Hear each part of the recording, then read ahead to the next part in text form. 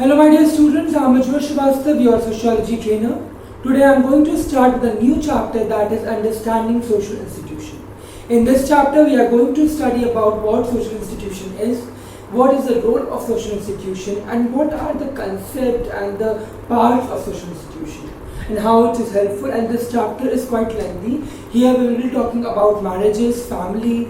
Here we will talk about Hindu marriage and Muslim marriage. Basically, we will talk about Dahej and Meher, a difference between the two, and various other concepts. And here also we will study about the forms of marriages, where we will study of Brahman marriage and also some Prashach marriage, Rakshas marriage. We will be studying all these concepts in this particular chapter. So right now I am going to start with this particular chapter. Let me tell you what is the meaning of social institution. Social itself something related to society, that is Samajik in Hindi, and institution itself is a part of some of a society which is help a person in socializing. So social institution, whenever we talk about this particular word, social institution is something in which people come together for a particular purpose. Here you can see that the word is written for a particular purpose or to fulfill a particular need. When people come together, it is known as social institution. What are social institutions? Here we will talk about family, marriages, religion. These are the concepts that we are going to talk about in this chapter. So let us start with family. What family is? See, the word family has been derived from a Roman word, that is familius, which means servant. Familius, the word familius means servant. So what is the meaning of family? According to Bourgeois, group of people united by ties of marriage, adoption or blood relation, constituting a single household and intercommunicating with each other.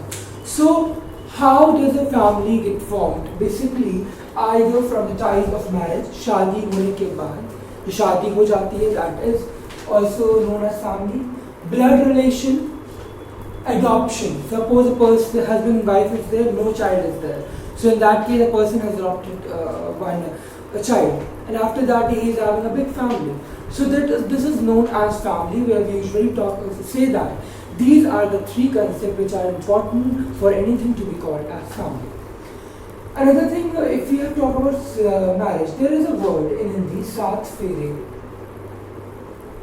What is the English word? What is the meaning of Saath Fere in English? It is known as 7 vows. Alright? Sindhur. There is a word called Sindhur. English word is vermilion. Vermilion or cinnabar. This is the meaning in English. So make sure if you want to use you want to use these words, you can use it. So in English, Sindhur is known as vermilion or cinnabar. Saath Fere is known as 7 vows. VOWs. So here we are talking about family, where ties of marriage, adoption can be done, or blood relation plays an important role, where people live in a single household and intercommunicating with each other. Now, what are the characteristics of family? If we are talking about family, then we need to talk about characteristics or functions of family. So first we will talk about mating relationship. Mating relationship basically related to sex. So here for the mating relationship, family is formed, and family is the main characteristic of this family is mating relationship. This particular thing you will find in marriage as well, which is common. Second form of marriage. Basically marriage, after whenever we talk about family, then there are forms of marriages which is formed. Each and every family usually follow different kinds of marriage, because they usually follow some different religion. Then only we can say that they are having different forms of marriages. Third point is that system of nomenclature. Nomenclature basically means the name of that particular family, the surname or the thing that is given by their ancestors. Alright, so suppose I am Ujjwal Srivastava. The Srivastava is a nomenclature. So that name will continue from generation to generation. It is given by our ancestor, then it was given by the name has been given to us by our parents. So that particular thing is known in nomenclature, and it is the identity of that particular family. Economic provision, exactly, from like whenever we talk about characteristic, then also usually family is there for to satisfy some needs. To satisfy some needs, economic things are also required. Economic elements plays an important role in that. So money is required and economic provisions are also there.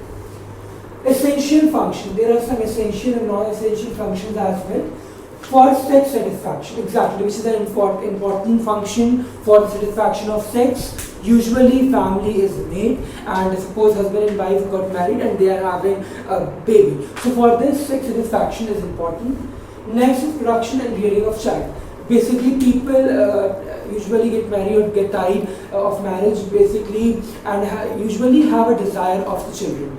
And first they will, this particular thing is required, and after that they will be able to have a child, which will help, which will be easier for them. So here production and rearing of children is the sole aim of a person, which is required. Then provision of home. Exactly, a person needs to have home. This particular person, suppose you can say that Mr. X, who is a very busiest person, he usually get tired from after coming to office, and he does not have any family.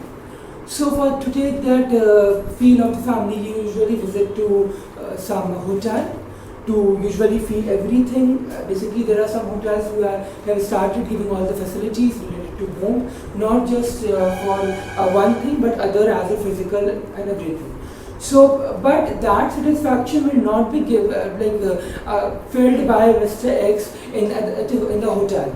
So for this thing, Mr. X needs to have a family, because sometimes you are tired. You just only you just don't need a cup of tea or have to sleep. You need a love from the children, your family, your parents, your wife, and everyone.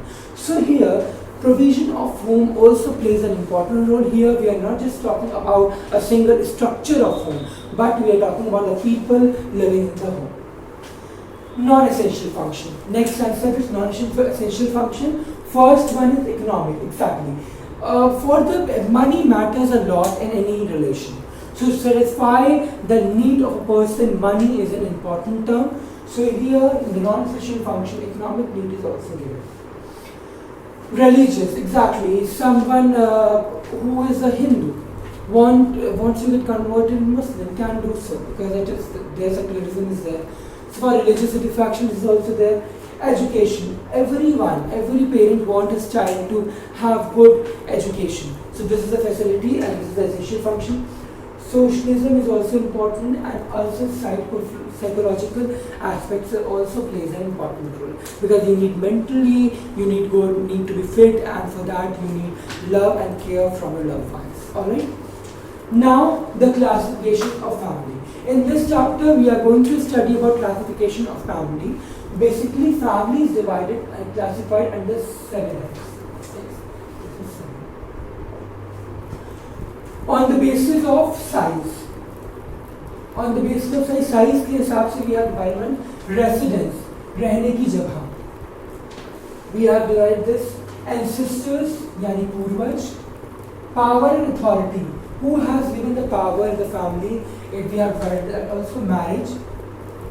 On the basis of marriage we have divided the family. Chronology. Basically chronology means like historical family, modern family, middle-aged family, that. And social ecology, basically family living in a village area, living in a city. We will talk about that as well. Let us start with size. First is size. On the basis of size, whenever we talk about it, usually classified into 3 heads: nuclear, joint, eccentric. Nuclear family usually have husband, wife, and child, and this is the smallest family. And as per the need of the modern time, this family is usually found, and it is in the trend, because joint family, they can say joint family is literally diminishing day by day.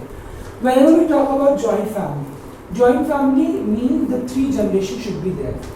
Suppose my father and my father's father and my grandfather.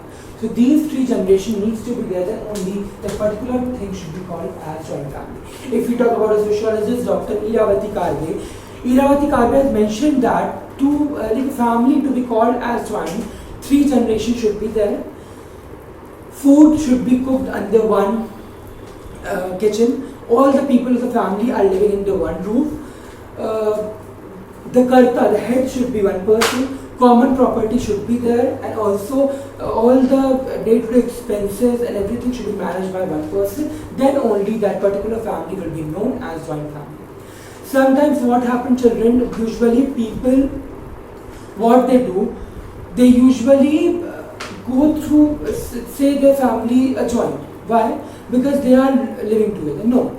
If you are living together and you are cooking food in different kitchens, and no, one person is not there for as a head, or one person is not there who is having the control on economic perspective, then we cannot say that the particular family is a joint family. So if we talk, the last one is extended family, where families are separated but they are living separately, and whenever there is a big function they usually come together. That is called extended family. So those who say that we are joint family and living in some different places, but that is actually called extended family. Features of joint family that we are going to continue here. 3 generations that I have told you. First feature is that 3 generations should be there in the joint family. Child, father, grandfather. These are the 3, and sometimes it happens that 4 generations are there. Then common ancestor. Each and every person should have common ancestors. Means पूर्वज सबके एक होंगे. Then only we can say that that particular family is a joint family. Next, common duties. सबकी कुछ ना कुछ duty होगी particular family से related. कोई कमा रहा है तो घर में काम कर रहा है, ये सारी चीजें. Common residence, and everyone should live under one roof. This concept should be there, under one roof. Everyone should live under one roof. Then common property. It should not like that a mother is having different property, mother is having different, child is having different property. It should not like that. Everyone should have, that one person should have all the property in the name of one person, and basically when someone is about to die or at that late age, usually they make some will and they give the property in different ways. Food should be cooked under one kitchen. So common kitchen should be there, and suppose there are 20 members in any family, so food should be cooked under one kitchen. Head of the family, that is karta. Karta is known as the head of the family, and head of the family should be one whose name should be there as a head. Then traditional occupation. This concept is vanishing because now people have understood that we can do something else, because of a family who is following farming, the grandchild don't want to continue with the same thing. So you can move to something else. So the traditional concept of traditional occupation, the concept of traditional occupation is not important now, because now there are many courses that are there, professional courses are there, and people have understood that. Now it's time to adopt something new. So there are many opportunities, so students or people are generally following that, and people are moving from one place to another just for this money. So I hope I have made this thing clear, what social institution is, what family is, what are the characteristics and the basis of size, what is the meaning of family or the classification of family. I have made this thing very clear. So